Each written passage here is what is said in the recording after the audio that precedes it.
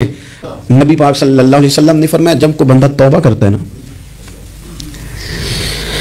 हम तौबा का रट्टा लगाते हैं, या अल्लाह मेरी तौबा या अल्लाह। और तौबा का तो मतलब ये है कि पिछले गुनाहों से पक्की तौबा, आज के बाद ये गलती ना करने का पक्का वादा। तूने सारी शबे बरात रो के गुजारी है, बता सवेरे झूठ जोड़ने का इरादा है तेरा? आज के बाद रिश्वत तो नहीं ना लेगा, मिलावट तो नहीं ना करेगा, ये तौबा है। और अगर सारे काम उसी तरह करने तो फिर ये तौबा का रट्टा है, तो जितना मर्जी लगाओ। हजरत अली बिन रबिया रदी अल्लाह ताला अन्हु फरमाते मैं मौला अली के साथ था, मकाम हर्रा की तरफ जा रहे थे। हजरत अली ने हाथ उठा के दुआ मांगी हमारी तालीम के लिए, वरना हजरत अली हम सहाबा को महफूज अनिल खता तो मानते हैं ना। हाथ उठा के कहा ऐ अल्लाह हमारे गुनाह बख्श दे, तेरे अलावा कोई माफ करने वाला नहीं। और फिर हजरत अली आसमान की तरफ देखा और देख के ना हजरत अली बिन रबिया को तो मुस्कुराए। हजरत अली बिन रबिया कहने लगे हुजूर मुस्कुराए क्यों हो? फरमाने लगे एक दिन मैं हुजूर के साथ इसी तरह आया था, इसी तरह हुजूर ने दुआ फरमाई थी हमारी तालीम के लिए, और फिर हुजूर मुझे देख के मुस्कुराए थे और फरमाया जब कोई बंदा रब की बारगाह में इस तरह इस्तिगफार करता है तो रब मुस्कुराता है और मुस्कुरा के फरमाता देख लो मेरे बंदों को पता है कि मेरे अलावा माफ करने वाला कोई नहीं, इन्हें पता है। तुम उसकी बारगाह में रुजू तो लाओ, आओ तो सही दो आंसू लेकर। इकबाल कहते हैं कि मोती समझ के शान ने करीमी ने चुन लिया, कतरे दो गिरे मेरे अर के इंफाल के, दो मैंने आंसू बहाए थे तो उसके कर्म ने तो मोती समझ के चुन लिए। सुनो ना हुजूर इस इस्तिगफार को, अल्लाह को यार रात को तौबा करके सोना चाहिए हमें।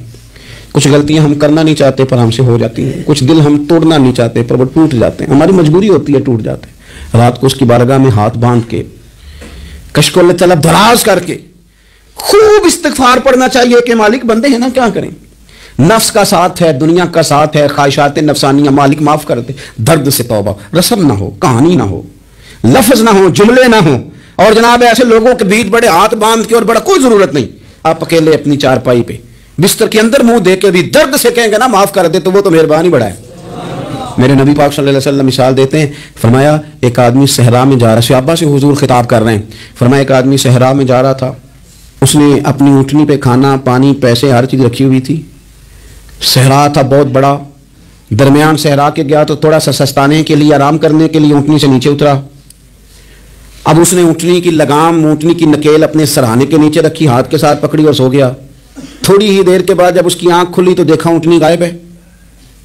सहरा में वो पैदल ना आगे जा सकता है, ना पीछे जा सकता है, ना दाएं ना बाएं, खाने को रोटी नहीं, पीने को पानी का कतरा नहीं, थोड़ा इधर भागा उधर भागा, थक गया।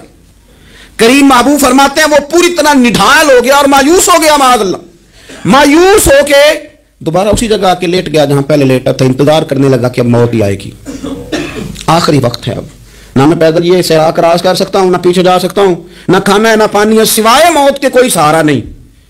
हुजूर फरमाते हैं वो रास्ते में दोबारा लेट गया, अचानक उसने रुख बदला तो ऊँटनी सामने खड़ी थी। हुजूर ने सहाबा से पूछा बताओ ना उसे भला कितनी को खुशी होगी? या रसूल अल्लाह जिसे नई जिंदगी मिल गई है।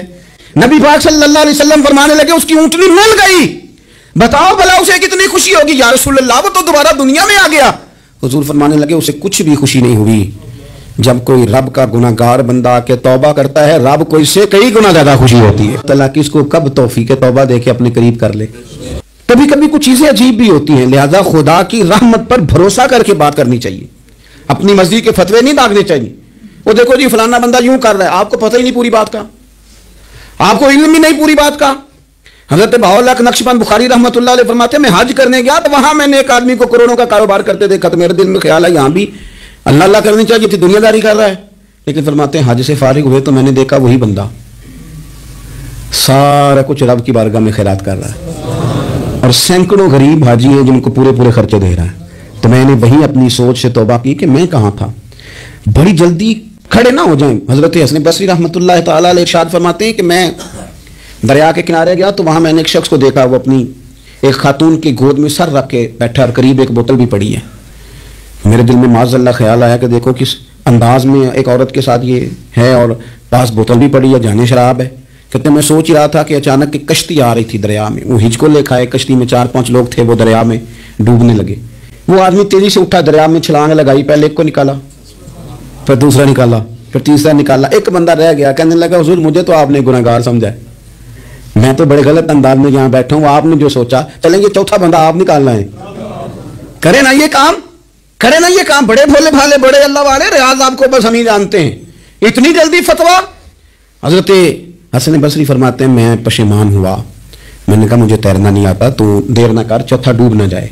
फिर तो उसने छलांग लगाई, चौथा भी निकाल लाया। कहने लगे हजरत आपने जल्दी की सोचने में, ये बीबी मेरी माँ है और ये सिरके की बोतल है। हम माँ बेटे का ये मशगला है कि ये वो जगह है जहाँ आके लोग मुसाफिर उतरते हैं और यहाँ से किसी का घर 100 मील है, किसी का 200 मील है। हम सुबह सिरका खजूरें रोटियां लेके यहाँ आते हैं, मुसाफिरों की नौकरी करते हैं। कोई परेशान हो तो मदद करते हैं।